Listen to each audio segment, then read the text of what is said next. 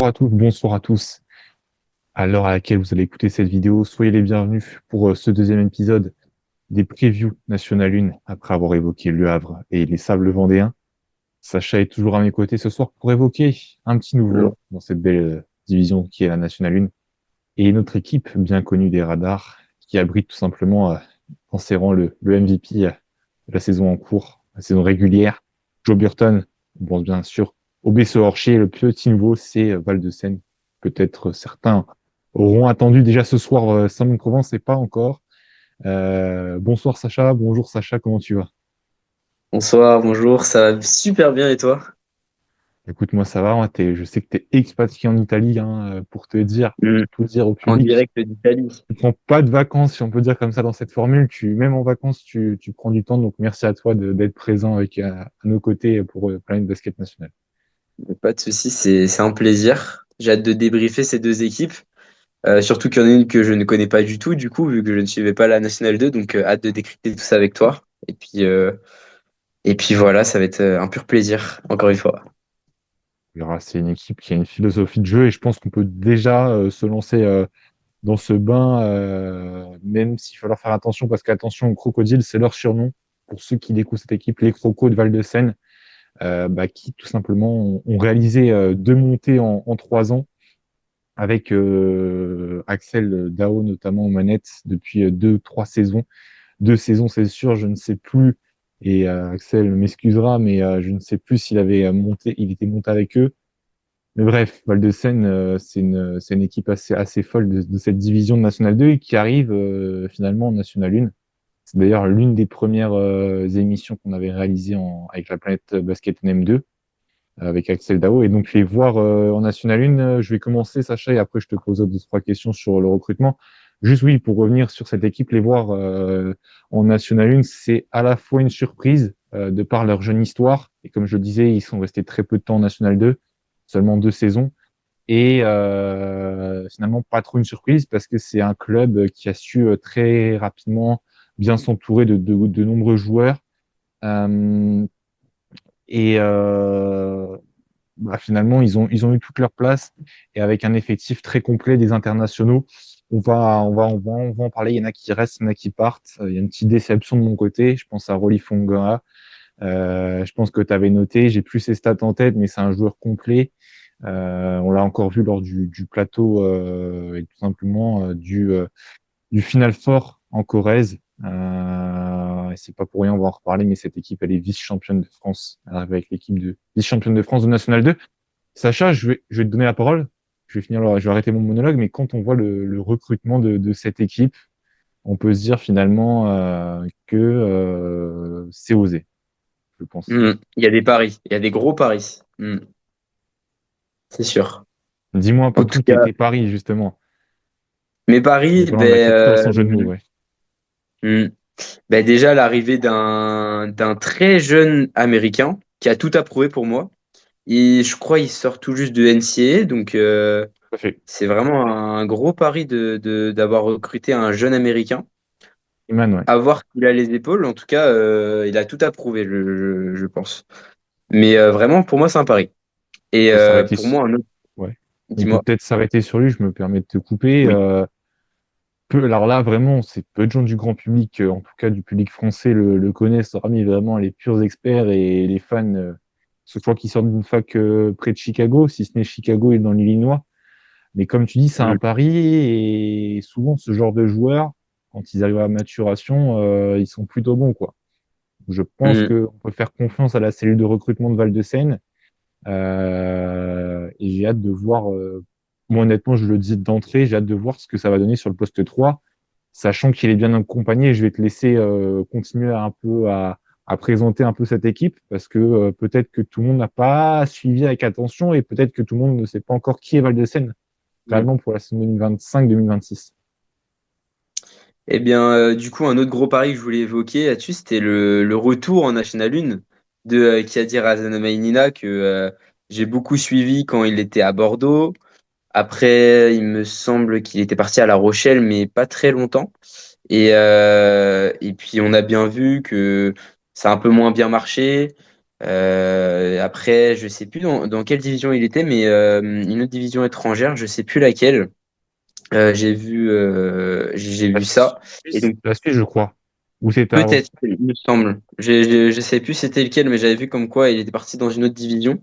Mais là, le retour en National 1, hâte de voir comment il va se remettre dedans. Je me rappelle de lui à Bordeaux, comme quoi c'était un joueur assez individualiste, donc à voir 19 Déval, je comment. crois, Bordeaux. Je te coupe 19 19 Déval, Déval. oui. C'était un très très gros joueur à Bordeaux. J'avais beaucoup aimé sa saison. Après, comme je disais, un jeu un peu individualiste, donc hâte de voir les améliorations qu'il a pu avoir depuis tout ce temps, parce que il a quand même passé pas mal de saisons depuis Bordeaux. Donc hâte de le revoir en National 1 et puis ah oui, si, il a fait un passage à Lyonceau aussi. Mais vraiment hâte de revoir son retour. Et je pense qu'on va avoir de très belles surprises parce que c'est un leader, on sait il peut scorer, il est fiable offensivement. Donc vraiment hâte de voir comment il va se remettre, surtout dans une toute nouvelle équipe qui est toute jeune encore. Donc ça peut vraiment être intéressant de le voir évoluer dans cette équipe. Mm. Ensuite- C'est un retour osé, cette équipe de Val-de-Seine. Quand on analyse un peu le roster, on se dit beaucoup de joueurs qui, certains ont joué cette saison, on ne les a pas encore cités, Tom Leroux, Kevin Cham, Cam, je ne sais pas comment on prononce, Nathan Pinault, qui arrive de Saint-Vallier. C'est des joueurs qui sont là peut-être pour vraiment montrer leur réelle valeur. Exactement ce J'ai que je pensais. l'impression, et je pense que le recrutement a été fait dans ce sens. Quand on voit des garçons très intelligents qui prolongent, comme Ibrahima Sidibé, Changanya avec toute son expérience, euh, je pense que ça peut être une véritable famille, cette équipe, malgré les individualités. On va en parler un peu dans l'épisode pour YouTube, ce sera l'épisode 2 donc, de ce grand numéro 2 voilà, sur ces previews, mais je me fait penser un peu à l'équipe d'Orchi. Je ne sais pas si tu es d'accord avec moi dans le Si, recrutement. J'ai si, l'impression que il y a des liants dans les postes, même si on peut croire finalement que beaucoup vont tirer la couverture vers eux, mais j'ai pas vraiment l'impression. Mm. Il y a cette impression-là un petit peu. Surtout que en soi, c'est vraiment, enfin, le recrutement, c'est vraiment sur des gros paris parce que même on peut voir Nathan Pinault, Jules, c'est bien ça, oui, c'est Jules Leroux. Jules C'est Leroux qui des arrive joueurs de parce Clermont. que j'ai quand même suivi leur saison un peu. C'est des jeunes joueurs qui évoluent très bien et puis là, c'est un peu. J'ai l'impression que dans cette équipe-là, on va un peu aussi ils vont aussi essayer de montrer valoir ce qu'il vaut tous les deux, D'accord. parce qu'il y a beaucoup de jeunes joueurs aussi. Enfin, beaucoup, il y a ces deux jeunes joueurs-là que j'ai retenus, et franchement, j'ai hâte de voir leur progression individuelle aussi dans cette équipe. Donc là, on cite l'équipe. Ils restent sur une très, très, très belle saison. Ils sont en pleine bourre. On va peut-être mettre un peu le cadre autour. Je ne sais pas si vous saviez si Sacha avait un peu épluché ce dossier, mais il y a un dossier aussi qui est intéressant. Tu signes quand même Kiadi, Razan Mane et Nina. Excusez-moi pour la prononciation, on fait une petite dédicace à Lucas Nico. Je me souviens, il a fait une petite vidéo à l'époque. Quand il Oui, commentait, je crois que c'était un match, il jouait à La Rochelle. Hein, il a joué à La Rochelle, notre c'est ami ça. qui est de Madagascar. Oui, donc pour revenir à ce qu'on disait, oui, c'est aussi que le club s'entoure aussi de grands moyens au niveau des institutions. Je viens d'avoir l'info en direct là. À l'heure où on tourne, j'ai reçu l'info vraiment juste avant que tu me dises ça. Le club s'entoure de grands moyens. Il y a la ville de Boulogne-Billancourt désormais qui va financer. Ce qui est un peu étonnant parce qu'avant, c'était Boulogne-le-Valois pour le grand club phare de basket. Mais comme, pour vous localiser ce club jouait au gymnase des Postillons à Sèvres, donc en gros au sud de Paris, dans les Hauts-de-Seine. Et là, on vient de m'annoncer, donc c'est vraiment je peux dire une partielle exclusivité. Le coach en personne, qu'on salue Axel Dao, vient de m'annoncer là par message dans la salle dans laquelle ils allaient jouer. Alors, je reprends mes notes. Ça sera le complexe sportif Marcel Beck que vous voyez à l'écran. Sacha, tu verras une image dans quelques instants. Voilà, donc je vais me renseigner sur cette salle, mais c'est pour dire aussi que le club change vraiment de dimension avec davantage de partenaires, davantage de soutien de cette grande aussi euh, Grand Paris Seine-Ouest. Voilà, c'est vraiment, je pense qu'il y a vraiment un changement de dimension et peut-être donc un changement d'objectif parce que quand on est promu, on arrive forcément avec le maintien. Sacha, est-ce Mm. que tu penses que Val-de-Seine arrive avec le maintien au vu de ce recrutement? Sincèrement, en vue de ce recrutement, oui, je pense. Ils ont toutes les clés, et puis si l'équipe fonctionne comme elle devrait fonctionner, pour moi, ils ont vraiment tous les moyens de se maintenir en National 1. Par exemple, bon, c'est encore trop tôt, mais quand on voit l'an passé des promus comme Fougères, comme Metz, comme finalement Levallois, qui est leur voisin, est-ce que ça te fait penser un peu à ce style de Levallois ou c'est un peu différent? Je trouve que c'est un peu différent parce que le Valois, ils sont quand même dès qu'ils sont venus en National 1, ils sont quand même entourés de joueurs bien référencés. Déjà, ils en avaient quelques-uns avant, quand ils sont montés en National 1, il y avait quelques joueurs référencés National 2 et National 1 un petit peu, il me semble. Mais déjà, quand on les a vus rentrer en National 1, c'était un recrutement très stratégique sur des joueurs qui sont là soit depuis longtemps ou soit des vétérans enfin oui, du coup, des vétérans qui connaissent la division. Donc, le recrutement, je trouve pas qu'il est totalement le même parce que là, on peut voir aussi qu'il y a beaucoup de fraîcheur avec des jeunes joueurs, mais il reste quand même dans dans le comment dans l'apprentissage et puis des anciens joueurs aussi. Enfin, je trouve que parce qu'ils ont quand même gardé des joueurs National 2, donc Je pense que je ça trouve peut que monter c'est crescendo sur la saison, quoi. Ça va être peut-être compliqué pour certains au début, mais t'es confiant, quoi, sur une évolution positive. C'est ça que tu veux nous dire quand on analyse. oui, c'est ça. Parce que c'est vrai qu'on n'a pas cité tous les joueurs. Kevin Cam, on en a un peu parlé rapidement. Il y a aussi Gaylor Lobela. La raquette va quand même être intéressante. On ramène Ah oui. quelqu'un qui mettait 10 points. Je ne sais plus à combien il était de rebonds, mais je crois qu'il doit être à 5-6. Qui joue à Lorient, c'est quand même pas rien. C'est quand même pas Mhm. rien. Kevin Cam, c'est certes des joueurs qui ont joué Lorient qui a joué la plus basse, mais c'est des joueurs quand même qui ont du leadership, de l'expérience, qui vont quand même essayer d'un peu d'arrêter cette fraîcheur à l'équipe de Val-de-Seine qui fait bah, des jolis coups, je pense, quand même sur le marché. Ah Parce oui, que signer 7 très joueurs clairement. aussi, c'est quand même pas rien. Parce que là, Sacha, je vais te poser une question. Si on fait un bilan des équipes générales, est-ce qu'on peut être surpris quand même des choix de Val-de-Seine? Je ne sais pas si on en a déjà un peu parlé avant, mais est-ce qu'on peut être surpris sur Bah ouais, franchement, il y a quelque chose de surprenant. Bah, du coup, comme je l'ai dit, cet Américain, c'est assez surprenant de croire en lui alors qu'il vient tout juste de sortir d'NCAA. Il y a vraiment beaucoup de choses surprenantes. Et puis, même des jeunes joueurs qui ont quand même, parce que par exemple, Jules Leroux, je le connaissais pas spécialement avant, mais c'est arrivé à Tarbes où on a vu que ça l'a. Enfin, moi personnellement, j'ai vu un peu une explosion de son arrivée parce que c'est quand même un joueur solide qui est arrivé à Tarbes.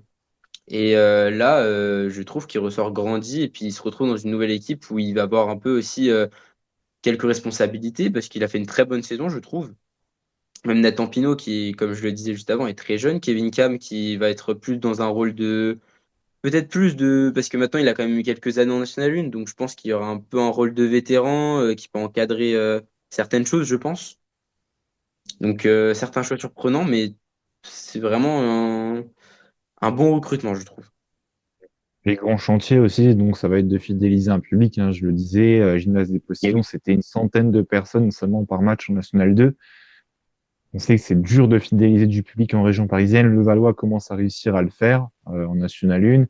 Bon, après, Ouais, Nanterre, si, on le etc., voit. Paris Basket, c'est un peu plus simple dès qu'on a de l'argent, mais voilà, il y a sans doute des choses qui vont être faites.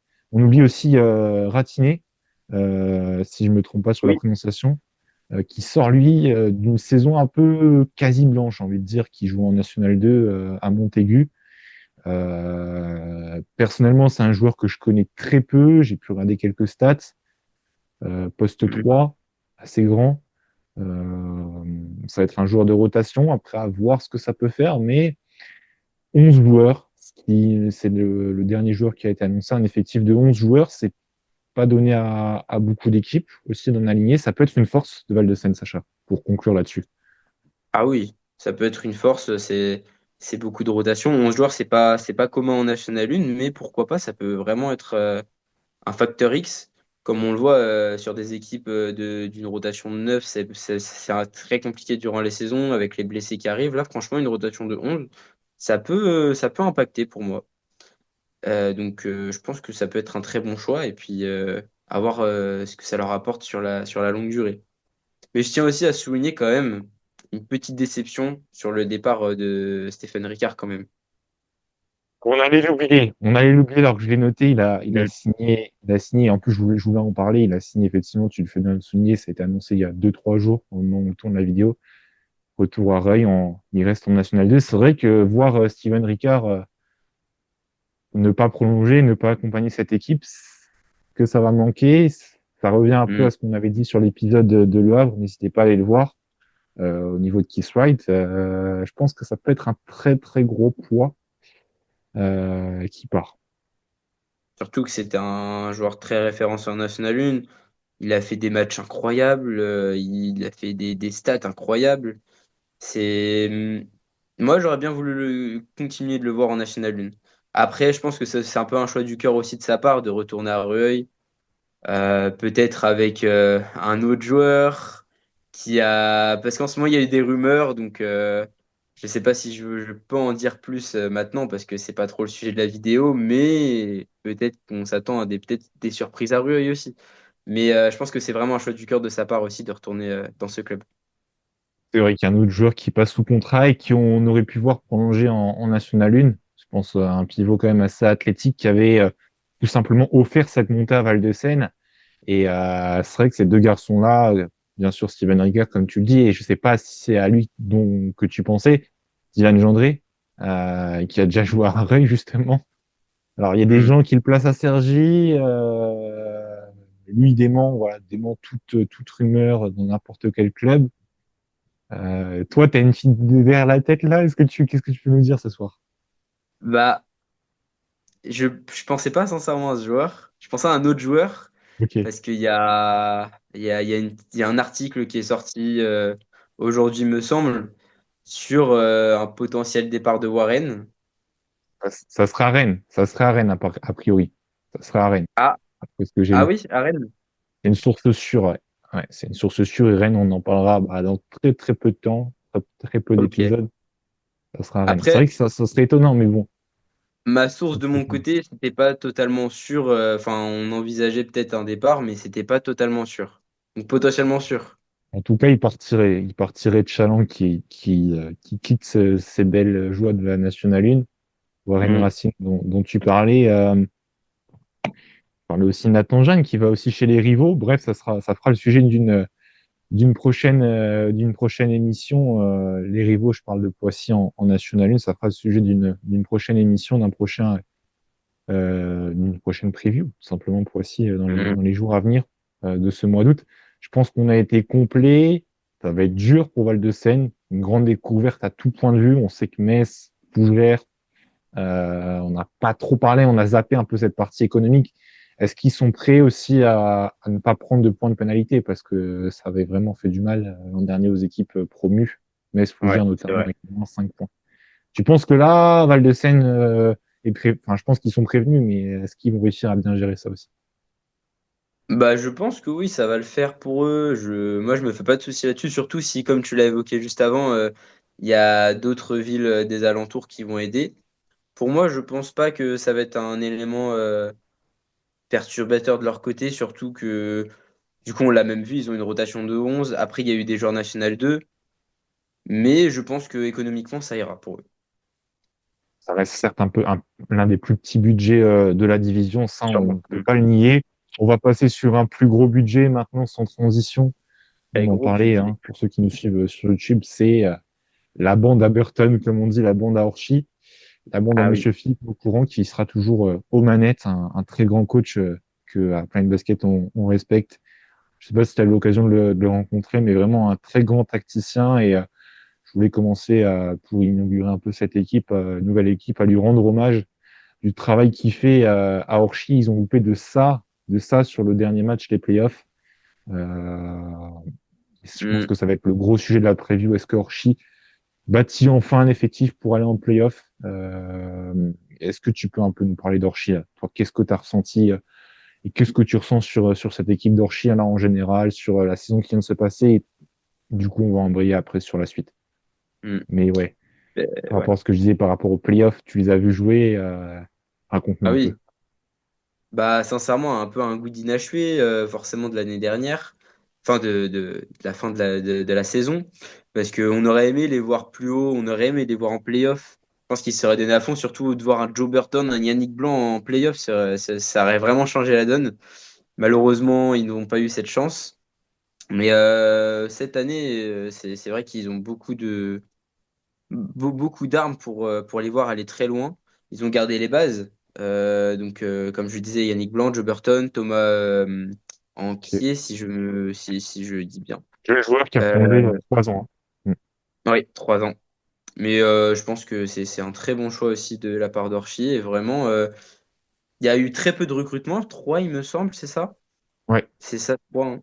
Mais je pense que c'est des choix assez stratégiques et ça peut que leur apporter du bien. Même avec un Gaspard Gissac qui évolue, qui a une très belle évolution. L'année juste avant, il a eu une évolution très, très intéressante et très belle. J'ai regardé quelques matchs. Franchement, il peut s'attendre à encore sûrement une belle amélioration pour l'année qui va arriver. Oui, ce que tu disais, c'est qu'il y a vraiment des têtes d'affiche dans cette équipe d'Orchi et je regardais encore l'effectif et je me disais, mais à quoi sert l'arrivée d'Axel Dessous? Avec ce Mhm. stade, bah, ça va être justement d'épauler vraiment cette rotation qui est très très fort avec des très très bons joueurs et jeunes joueurs. Tu parlais de Guessa, il y a Tiberghien aussi, plus vers l'intérieur, le poste d'ailier fort. Si je me trompe pas, Mitongo aussi qui est encore là, qui reste quand même tout de même jeune, 24 ans il me semble. Et puis il y a ce diamant à polir, le diamant du centre de formation, ce petit Yanis Henry. Tu avais eu l'occasion de le voir jouer à Chalon? Puisque Sacha, comme vous le savez, Euh, il est Chalon, bien sûr, ben, il a effectivement. dû passer. Enfin, j'ai sûrement dû le voir quand il a joué. Après, j'ai pas forcément fait attention plus que ça parce qu'à mon avis, il devait être dans la rotation. Et puis, c'est un jeune joueur encore. J'ai pas forcément vu ses points forts Ouais, sur le jeu. Mais en tout cas, à voir, comme tu le dis, un diamant à polir. Donc, cette saison, va peut-être voir une belle évolution. J'espère pour lui, mais sûrement, oui, une très belle évolution de sa part. parce que c'est vrai que ce que tu disais, c'était un petit peu un goût d'inachevé de louper les playoffs. Mais ils ont eu une salve de blessés. Je me souviens qu'ils avaient joué à 6 un moment, sans Burton, sans pivot. C'était Patrick Mwamba qui faisait l'intérieur. C'était un peu Mm. juste, quoi. C'était un peu Ah juste. bah oui. C'était Je un peu pense que juste, sans Patrick ça, Mwamba. mm. Ouais, Sans les blessures qu'il y a eu, je pense ils auraient peut-être eu quelques c'est matchs sûr. en plus, je pense. C'est C'est sûr, sûr, parce que oui, c'est sûr. tu te tires sur la corde. Donc moi, mon interrogation, c'est de se dire, OK, tu laisses partir pas mal de joueurs. Il y en a un qui a quasiment pas joué de la saison, Mike Penamet, joueur emblématique. Tu prolonges 7 joueurs, je crois, sous contrat. Avec la feuille sous les yeux, c'est un peu mieux. Oui, 7 joueurs. Tu signes 3 joueurs. Je crois qu'il y avait un joueur qui va peut-être rentrer dans la rotation. Ça fait une rotation de 10. C'est une équipe assez jeune. Lucas Vérac, 25 ans, une très belle recrue. Une recrue de choix, Mm. je pense, c'est pour épauler Yannick Blanc. Je pense, Même oui. si, est-ce que les deux, du coup, vont jouer ensemble? Parce que les deux, aucun des deux a un profil de meneur. C'est plus des arrières. Yannick Blanc, un ailier, Mm. un poste 3-2, 2-3. Oui. La question, c'est qui peut gérer la main? On peut se poser cette Mm. question ce soir. C'est vrai. C'est vrai qui peut gérer la main dans cette équipe. Parce qu'il n'y a pas de meneur Euh, pur, finalement. Comment? Même s'il n'y a pas de meneur pur, même si les deux, je crois qu'ils sont Oui. à 4 passes de moyenne sur la saison, ce qui reste honorable. Ben justement, l'arrivée de Luca Verratti, je pense que ça peut être le meneur qu'attend Orchi et c'est un très bon créateur de jeu. Donc ça peut vraiment faire des belles choses dans cet effectif offensivement, je pense que à la création, ça peut être un très bon choix. Et je pense que même son arrivée est assez stratégique là-dessus, je pense. Mm. La grande question, c'est les rotations. Est-ce qu'elles seront au niveau de participer aux playoffs? On n'a pas trop parlé à quelle position aller situer Orchi. Je pense que trois recrues. Abdoulaye Sy qui arrive 30 ans, force de l'âge, qui signe sa meilleure saison en carrière. 14, plus de 14 d'évaluation avec Avignon. Mm. Il a joué jusqu'au bout, il n'a rien lâché, même si c'était plié. Bref, c'est un mec humain et je pense qu'il y a aussi un public qui soutient fort et je fais une grosse dédicace aux deux copes. Je me souviens juste des Bugs, le deuxième nom, je l'ai plus, mais l'autre cop aussi, je vous fais une grosse dédicace. Orchi, c'est aussi un beau public, Sacha. Il y a tout dans cette équipe qui peut leur permettre enfin de retourner en playoff, quoi. Ah oui, mais même là, avec les recrues de choix qu'il y a eu, Joe Burton, qui est le visage d'Orchi, qui a été MVP de l'année 2024. Non, c'était pas 2024-2025, c'était 2023-2024, il me semble.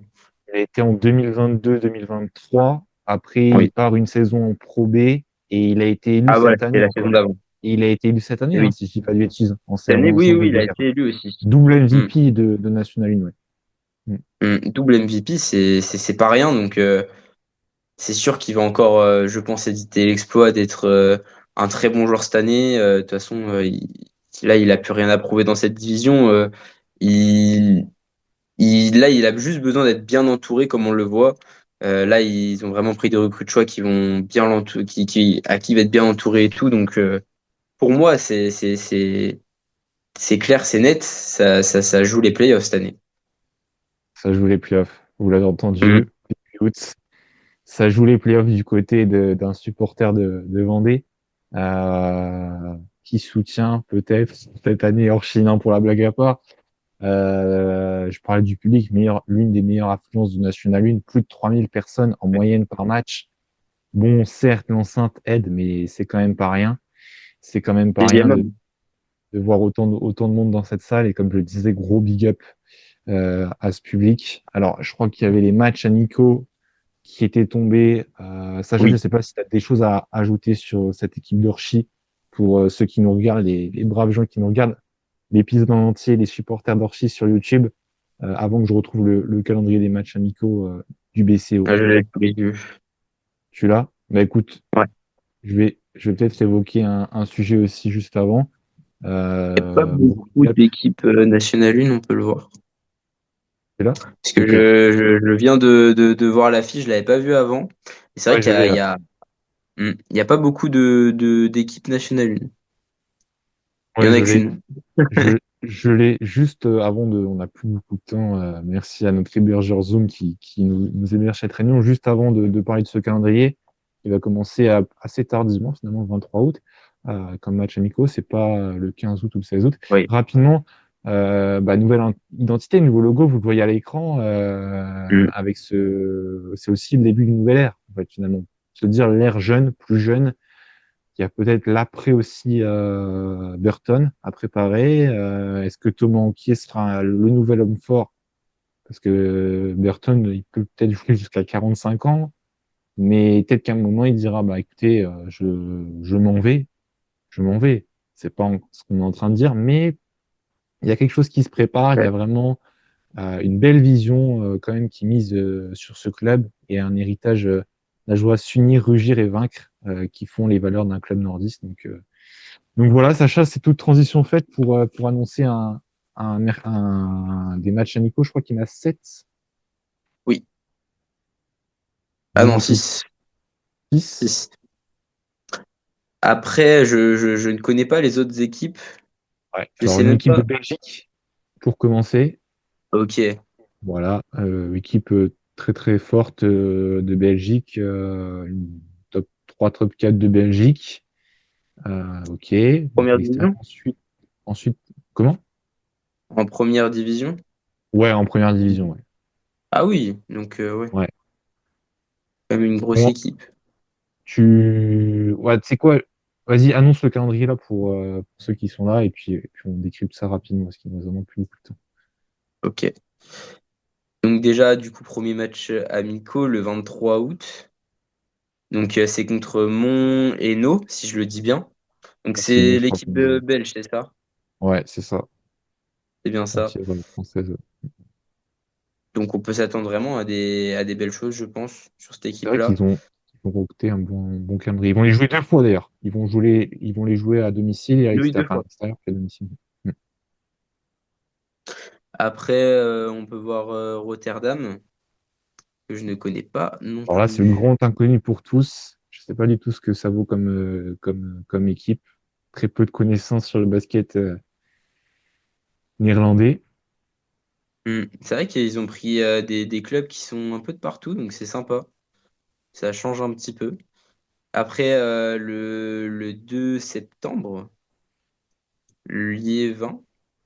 Donc pareil, je ne connais pas du tout. Peut-être le NM2 si on connaît bien pour avoir pour suivre encore la Nationale 2 aussi. C'est un bon club, coaché toujours normalement par Monsieur Zunkin,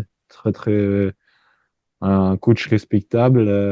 Ils ont fait un recrutement assez atypique, qui finit toujours dans le top 4, top 5. Vraiment, c'est un effectif solide, un beau public aussi. Donc, ça va être un match intéressant, un scrimmage intéressant qui sera d'ailleurs ouvert au public à Orchi. Mm. Et du coup, une équipe qu'on connaît maintenant en National 1, cette fois-ci, le 6 septembre contre Boulogne-sur-Mer. C'est sûr que nous, les Chalandais, on les connaît bien. On a toujours eu des très beaux matchs contre eux. Donc, Ouais, je ça peut pense qu'avec aussi. l'effectif en plus qu'à Boulogne, ça peut faire un très très beau match, comme Ça sera lors match d'un, amical. ouais, ça sera lors d'un tournoi au Portel. Là, je voyais effectivement Ibis Cup Ah qui oui, a pas mal de matchs des équipes de National 1. Et ce qui est intéressant, c'est qu'ils rejouent déjà le lendemain à Orchi et à 17h, donc à ils 15h perdent même, pas de pardon, temps. comme tu le dis, contre une équipe de Le Belgique, je crois. Vambert, Ouais, une équipe de Belgique aussi. ouais. Ok. Et puis après, du coup, il termine encore par cette fameuse équipe belge, Mont Hainaut. Mm. Bon, voilà. Une Ouais, bonne ça, c'est préparation, 6 matchs, et non 7, comme je le disais, avec le staff six. donc, de Philippe Maucourant et son assistante, qu'on va saluer aussi, Christelle Ogenda. Ça peut être Ils ont de intéressant quoi, de suivre Orchi, ils ont de mesdames quoi et bien messieurs. se préparer. Comment? Ils ont de quoi bien se préparer. Sûr, c'est sûr. On fait les choses bien à Orchi et puis c'est une équipe franchement que moi je me souviens, hein, ils sont venus à 60 supporters. Honnêtement, j'avais jamais vu ça en National 1. Je vais te remercier Sacha, je vais remercier tout le monde. Excusez-moi pour cette fin un peu abrupte, mais il nous reste tout le monde pour couper. Donc restez connectés pour les prochains épisodes. Merci Sacha et puis Olivier, Merci. À bientôt. bonne soirée. Bonne Salut. journée. Ciao.